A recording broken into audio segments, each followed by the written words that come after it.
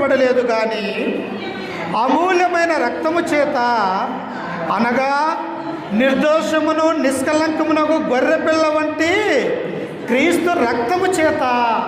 ఎందుకు ఆ ఇద్దరి మధ్యలో సెంటర్లో ఉన్నటువంటి ఆ యొక్క సిలువలో ఉన్నటువంటి యేసుక్రీస్తు వారు సిలువ ఎందుకు అక్కడ భారాన్ని మోయవలసినటువంటి అవసరం ఉన్నదంటే, నీ నా పాపములు తీసివేయటానికి ఒక పరిశుద్ధుడు లోకంలోనికి అవసరమై ఉన్నది ప్రియుల. అమ్మ, ఒక పాపి మరొక పాపిని రక్షించగలడా? రక్షించలేడు. ఎందుకు? రోమీలకు రాసినటువంటి పత్రిక 3వ అధ్యాయం 11వ వచనంలో మనము చదువుకుంటే అక్కడ పౌలన్నాడు, నీతిమంతుడు లేడు, ఒక్కడును కూడా లేడు. మరి భూలోకంలో నీతిమంతుడు అనేవాడు లేడు కదా. మన పాపాలను తీసివేయాలంటే లోకంలోనికి ఎవరు అవసరమై ఉన్నది? నీతిమంతుడు అవసరమై ఉన్నది. మన పాపములు మనము తీసుకోలేము కనుక, మన పాపములు మనల్ని మరి రక్షించలేము కనుక, దేవునికి దూరం అయిపోయి ఉన్నాము కనుక, మన పాపములను మన అపరాధములు తీసివేయటానికి, మనల్ని తండ్రికి దగ్గర చేయటానికి ఒక పరిశుద్ధుడి లోకంలోనికి అవసరమై ఉన్నది. ఆయనే మధ్యలో ఉన్నటువంటి సిలువలో ఉన్నటువంటి యేసుక్రీస్తు వారు ప్రియులారా.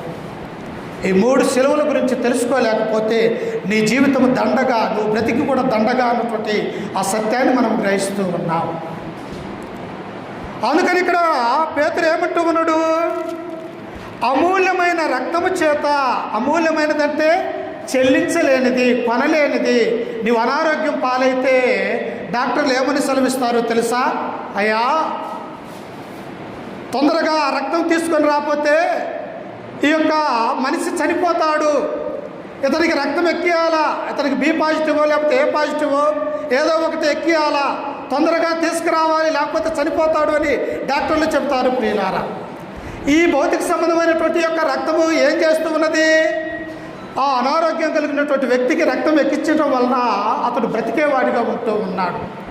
కానీ ఇక్కడ ఎవరికి రక్తం అవసరమై ఉన్నది అంటే, పాపములో, అంధకారములో, చీకటిలో పడి ఉన్నటువంటి మనకి, మన బ్రతుకంతా కూడా మోసముతో, అబద్ధముతో, విగ్రహారాధనతో, వ్యభిచారంతో నిండినటువంటి మన బ్రతుకుల్ని మార్చడానికి ప్రభు అయినటువంటి యేసుక్రీస్తు యొక్క పరిశుద్ధుడైనటువంటి ఆ రక్తం అనేది అవసరమై ఉన్నది మానవాళికి కూడా.